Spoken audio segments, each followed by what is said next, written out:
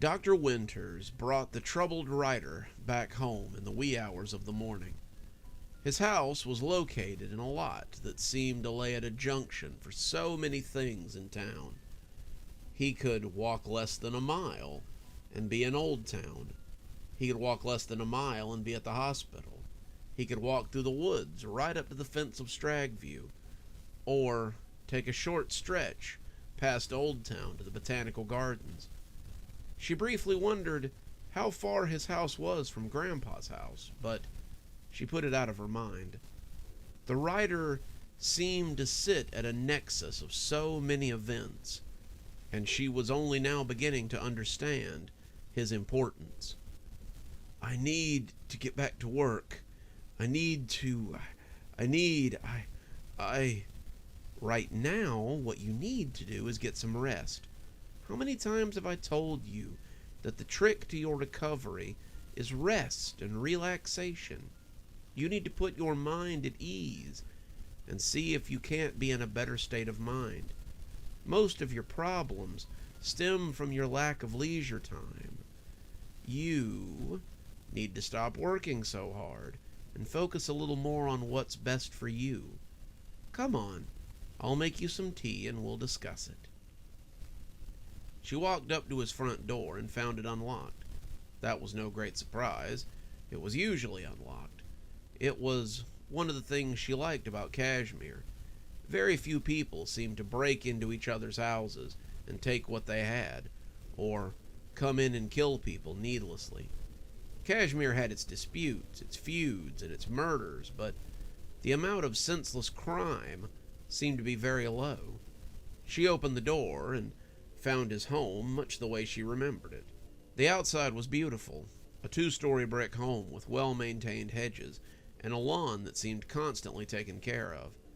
The upstairs windows looked down over a yard like the eyes of a sleeping giant, and everything about the outside seemed to belie the chaos going on behind the surface. Inside, the house was a disaster area. Dr. Winters knew that he had a maid who came by twice a week, but the living room always seemed to be cluttered with old food wrappers and the remains of snacks gone by. There were stains on the furniture, grease stains, and the remains of sauces and dips, and she could smell the trash in the kitchen from here. She set him in his easy chair, a chair that always seemed to be clean amidst the heap, and went into the kitchen to see if she couldn't put some of it to right. The sink was full of dirty dishes. The fridge was empty, and the door hung open, and the trash was overflowing onto the floor. Dr. Winters sighed. Good mental health began at home, and nothing but chaos could come from this place. She took some time picking up and tidying up, taking out the trash and closing the refrigerator door. And then she got a fresh bag and picked up some of the garbage in the kitchen and living room that hadn't quite made it to the can. This was all very standard for her. She often brought him home and picked up a little bit, as she tried to fix his troubled mind. Some people in town would have said this was foolish, but Dr. Winters felt that she owed the man so much. He'd been there for her in her early days, back when he was still bright and sane. He was like a parent suffering from dementia, a parent who had taken care of her and ruffled her hair and told her how proud he was of what she was doing. Looking at the writer now, you would have never thought that he had once been a famous and beloved writer, but perhaps that's why he stayed in Cashmere. Once the cleaning was done, she came to sit in front of him on the end table, where he sometimes kept his typewriter. He had a computer upstairs, a very nice one, but when he was in one of his sunnier moods, you would always find him banging away on that old typewriter as he worked on whatever he was writing at the moment. Winter had thought to check once or twice, but her hands always froze before she could open the cover of his latest work. She didn't know why, but she suspected it might have something to do with whatever power was within the man. She sat down now, smiling at him as she took his hands, and she was glad when he lifted his head and looked at her blearily. "Now, I want you to count back from 10 and tell me who you are with each repetition." 1. I am the writer. Good. Keep going. 2. I am the writer. 3. I am the writer. 4. I am the weaver of tales. 5. It is my hand that has crafted all you see. Okay, getting a little off track here. Let's bring it back to... But his voice rose above hers as he kept speaking. 6. I am he who writes the stories of Cashmere. 7. It is by my will that their story is told. 8. I am the architect of their loves and their suffering. 9. I am their chronicler. 10. I am their doom. As he reached 10, he slumped forward suddenly, and Pamela was afraid that something had happened to him. His hands gripped hers very tightly, but as they eased off and she heard the soft snuffle of his breath, she realized he had fallen asleep. He did this all the time, writing himself into a frenzy and then passing out once his energy was spent. Gods only knew how long he'd been roaming in the woods tonight, but he was safe now, and she took him upstairs to his bed and stripped him to his boxers before putting him under the covers. This was all done very clinically. She'd done it so many times before that it was almost habitual, and when she closed the door to his bedroom, he was snoring like a buzzsaw as he threatened to pull the curtains down with each inhale. She went to leave, meaning to get home before Maggie could worry, but then she noticed something against the magazines on the table. She'd cleaned it not too long ago, but only now did she realize what she had missed. It was a black book, leather-bound, and set with a Roman numeral, which she believed marked it as the 13th volume. She'd always been curious about his work, and now it appeared she might get a look at what he was working on. She opened the book to the end, thumbing past a few empty pages, and then she saw it. Dr. Winters said goodbye to her friends and brought the writer home. He was unsure of what was to come next for the savior of Cashmere, but he knew it would be a tale for the ages.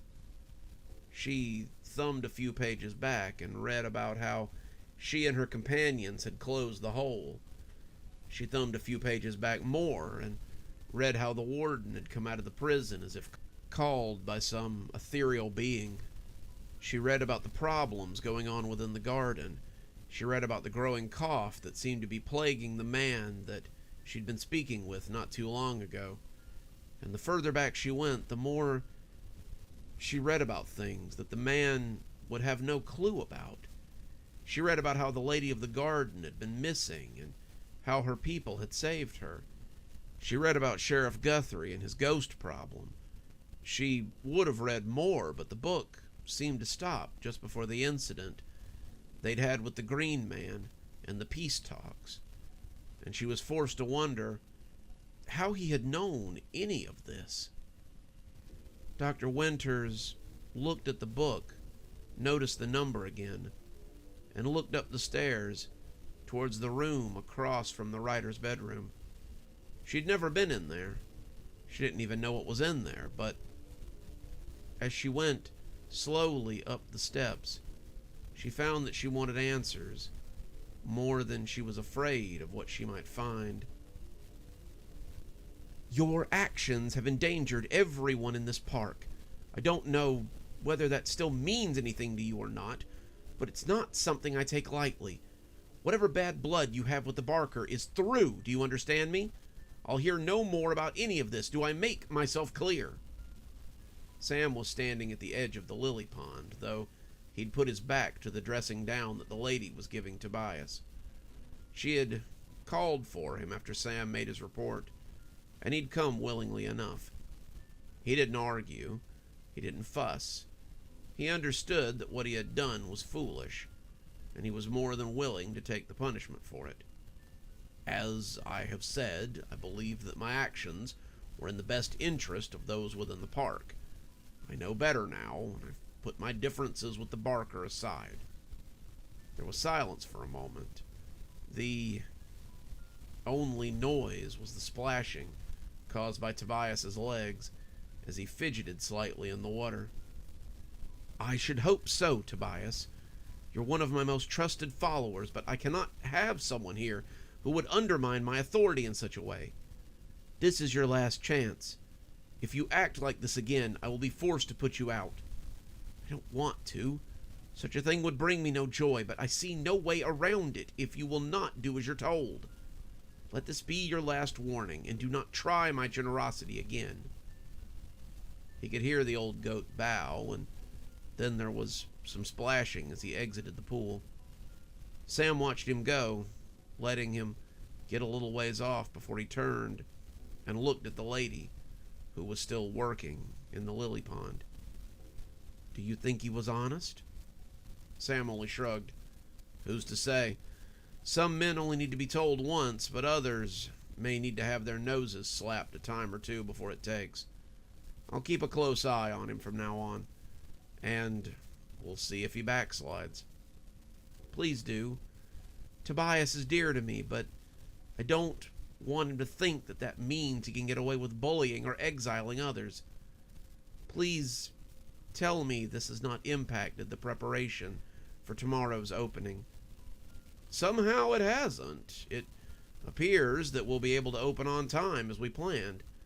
If anything, it feels like this has helped us get everything we need in line for tomorrow's festivities. Fantastic. I won't have this holding up our preparations. Keep an eye on the situation, however. If you notice Tobias acting strangely, please let me know. I want to believe he's turned over a new leaf, but we can never really be sure. Sam bowed and went to return to his duties. He would watch. He would make sure that Tobias's change of heart lasted. The lady was right. It was really not the time for any of this. Winter would be swiftly upon them, and it always seemed like winter was when things really started to happen for them. He would hope for the best when it came to the Halloween celebration, though. He really was looking forward to seeing what the town made of this year's festivities. Sheriff Guthrie had them put him out a couple of blocks from the apartment, and it wasn't until he got out that he realized he was missing something. There was no Sheriff Masterson hanging over his shoulder anymore. The old man hadn't said anything since he had spoken to him at the pit, and Guthrie found himself spinning in a circle, looking for him like a dog chasing his tail. He was finally free, and all it had taken was getting rid of the hole in the woods. If I'd known that, I would have done it ages ago. Guthrie found himself practically skipping down the street. He was so light that he doubted he would ever feel like this again. It was like being a kid on the last day of school, knowing that you had the whole summer ahead of you. He didn't know what he would do now that his shadow was gone, but he knew that it would be better that he was leaving it behind. He could see the pulsing lights of his cruiser up ahead, and he was already looking forward to getting home and having a nice hot shower. He was sure he smelled sweaty, and his pants were full of burdocks and cockleburs, and he couldn't wait to get the stink of the woods off him. When someone came staggering out of those woods, Sheriff Guthrie had his riot gun pulled around quickly. He was still expecting to be set upon by some big nasty something, but when the woman fell to the concrete and lay still, he knew who it was before he ever even saw her. Her clothes were ripped to shreds, and she looked ready to drop, but it was the same woman he had seen going into the diner with Earl earlier that night. It was Candace, Earl's friend, and he put the gun behind his back as he came up to see if he could be of any help. She was unconscious, but mostly she just looked tired. He didn't think there was anything physically wrong with her, but it was hard to tell at first glance. "Hey, I need some help! Somebody help me!" He heard boots coming up the sidewalk, and suddenly Parks and Woods were running towards him. He didn't know what they'd been doing out on the sidewalk, but they had been close enough that he believed they had probably been standing around minding the crime scene. They came on the run, wanting to be of assistance, and Sheriff Guthrie was glad to see them. After the night he had had, he didn't think he'd be complaining about his deputies for a very long time. Dr. Winters closed the door to the room after leaving the book inside. She could have used a little of her own forgetfulness at this point. The things she had seen in there would likely haunt her for some time to come. She wasn't entirely sure what to make of anything that she had read, and it made her look at the writer in a whole new light. Inside the room, there had been shelves lining the walls. There was nothing else in the room except for shelves and books, and Dr. Winters remembered thinking that it would have been a nice place to read. She always wanted a big library like that, a place to store her books and take in some comfortable perusing as she went about her day. One day, she might have the wherewithal to build her own library, but for now, all she could do was hope that if she had a library like that, it wouldn't be a place like the one she had just come from. There had been more than 13 books in there. There had been whole shelves detailing the history of the people of Cashmere. She had read stories about her clients, stories about her friends, stories about her siblings, and all of it clearly detailed in the books written by the half-mad writer. She'd closed the door and left after that, not sure what to make of any of this, but it seemed that the town knew the answer. The farther she got from the writer in his house, the less anxious she felt. By the time she got home, she'd forgotten what she was upset about and went in to see what Maggie was doing. The town guards its secrets almost as diligently as the townspeople do. Proximity itself is often a strange kind of magic, and it would take some time before Dr. Winters remembered what she had seen that night. The writer, however, would remember. Such was his duty and his curse. Sam watched as two of the Brandylow hung the sign on the outside of the Botanical Garden gates. Tonight, opening night of the Halloween Spectacular, the event will go from sunset to 9:30 on the 26th through the 31st. Locals will receive a 15% discount. Tickets will be $20 each. That should be the last of the preparations, Hemlock said as he put the hammer back in his belt. Do you think they'll come? Shimmer asked as she looked at the sign. Sam smiled and nodded his head at the small group of people who were gathering on the sidewalk to read it. I'd say that's a pretty good indication. Earl was weeding around a new plot, a plot that would soon be occupied by a new spirit, he was sure, when somebody cleared their throat behind him. Earl turned around, and there she was, looking none the worse for wear. There were bags under her eyes, and her hair was still a mess, but she was just as lovely as she had always been. She smiled at him sadly, clearly expecting him to be afraid of her, and when he stood up and swooped her into a hug, he felt her sob a little into his shoulder. Sorry I'm late. Sheriff Guthrie insisted I be taken to the hospital when I came stumbling out of the woods at 4 in the morning. I was afraid I'd never see you again, Earl said as he hugged her.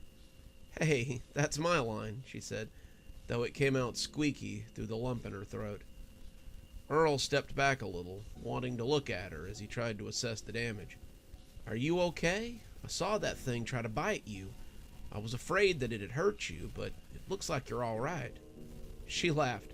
I almost killed you in the woods, and you're worried about me. Werewolves heal pretty quickly, and it was just a few scratches. How are you?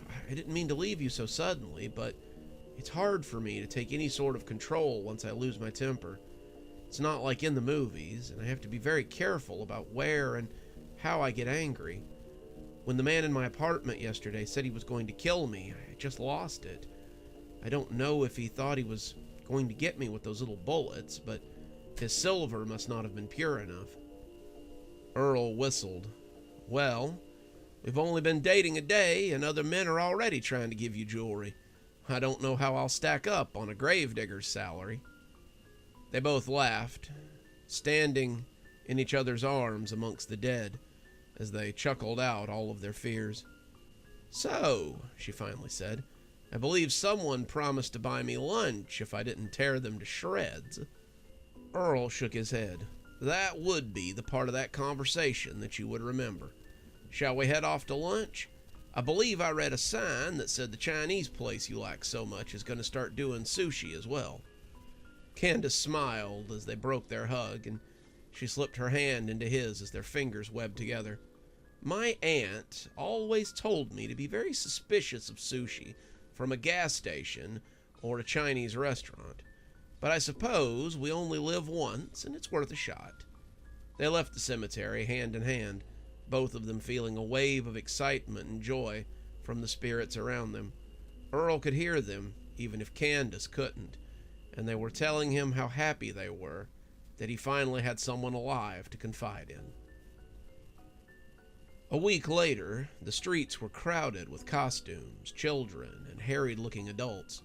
Halloween was in full swing in Old Town, and Dr. Winters was just preparing to close up when Juliet called her name and waved her over to the booth not too far from the door.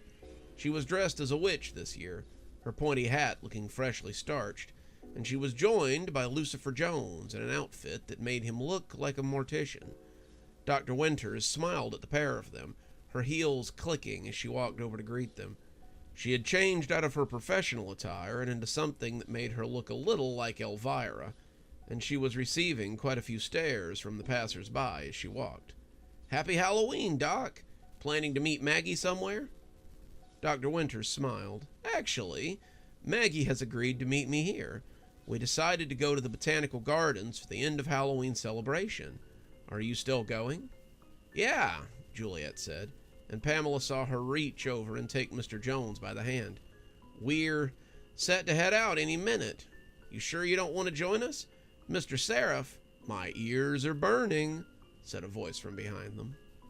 Both of them turned to find Mr. Seraph wearing a similar outfit to his apprentice.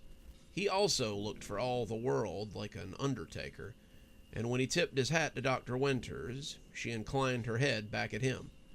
"We had a change of heart," Dr. Winters explained.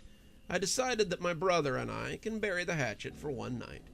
He's agreed to come with us, unless he's got pressing business somewhere else," she said, almost hopefully. Mr. Seraph grinned. "I wouldn't miss it for the world."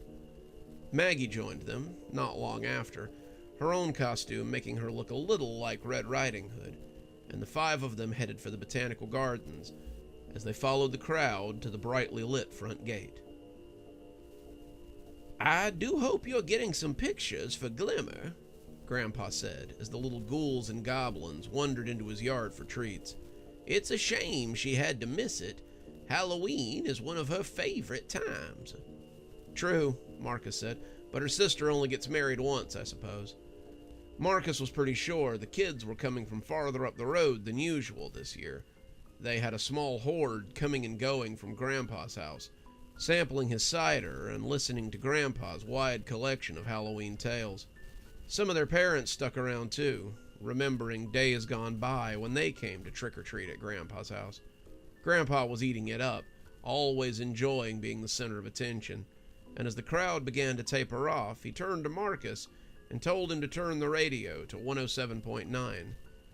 "I like to hear that John Marvolo. He always seems to have his finger on the pulse of the town." Marcus slid the dial on as he and Grandpa cracked open a couple of cold ones, and the dulcet tones of John Marvolo, the voice of Cashmere, wafted over them.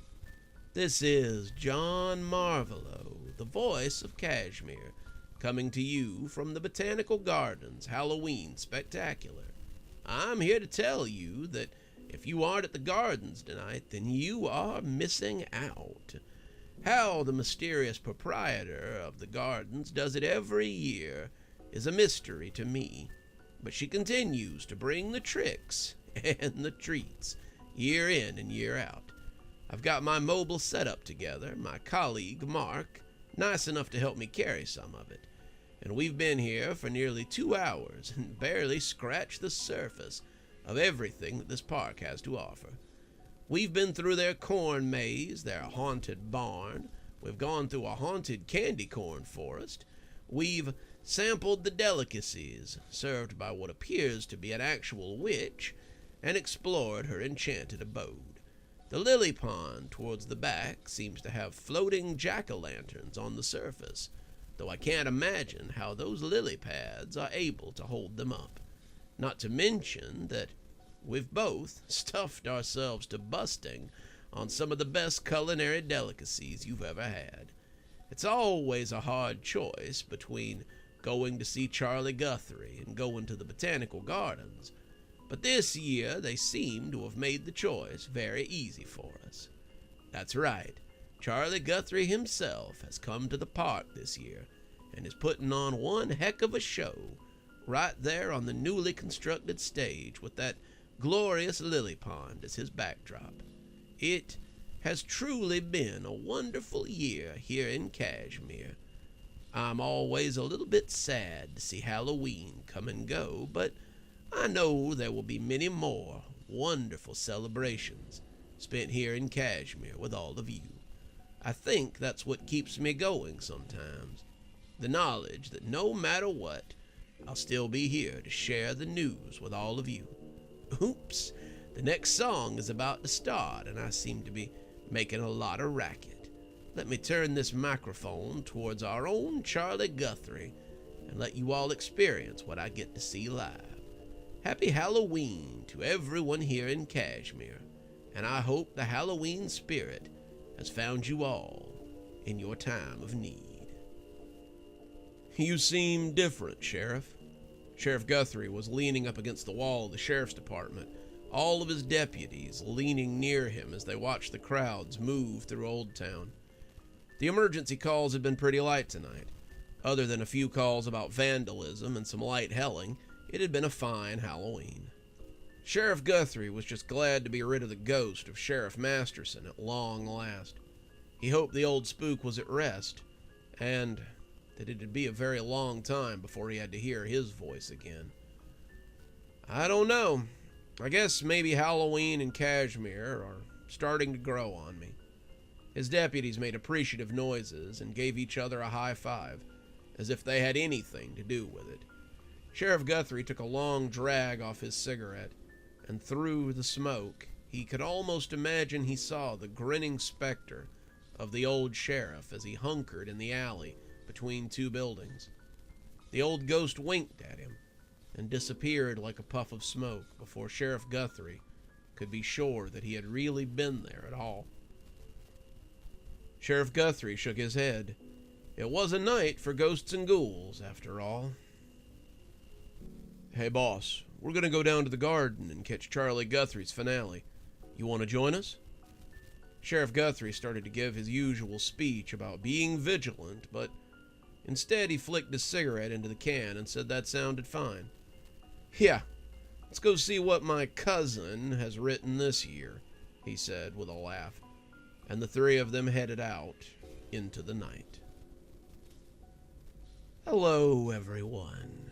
It's Dr. Plague. I do hope you've enjoyed our Cashmere Halloween this year. It took a lot of effort to bring it together, but I always like to put on a little extra steam for Halloween.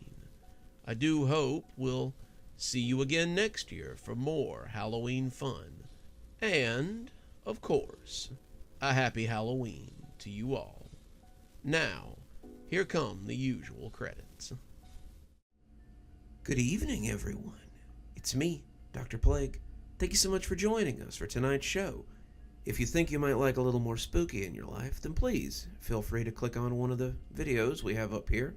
Maybe look at one of the playlists if you're trying to get caught up. I know, there's so many videos on the channel. There's so many series that are going at the same time. Sometimes you just need a little refresher course, and I gotta say, I always enjoy the views. If you're not subscribed, feel free to hit that subscribe button. Maybe hit the bell so you don't miss anything. We upload a lot on this channel, so you won't want to miss a single story as they come out. If you'd like to support the channel, you can click on the Amazon link down there. There's quite a few books in my Amazon account. You can have a look, and if you'd like a signed copy, get up with me through email, and I'll be happy to work something out with you. Also, there's links to my Patreon, and you can become a member on the channel if you'd like your spooky a little bit early. Patrons and members on the $5 tier get their videos 12 hours early. That's in the morning as opposed to in the evening. Patrons at the $10 level also get a signed copy of my book anytime I write one. Speaking of my patrons, you should see them appearing right now. Just wanted to take a minute to say how much I appreciate all of you. Patrons, subscribers, however you give to the channel. I really appreciate everything you do, and it truly touches me that you have chosen to support the channel in this way. Well, that's enough for now. Till next time, Dr. Plague, signing off. Have a wonderful evening.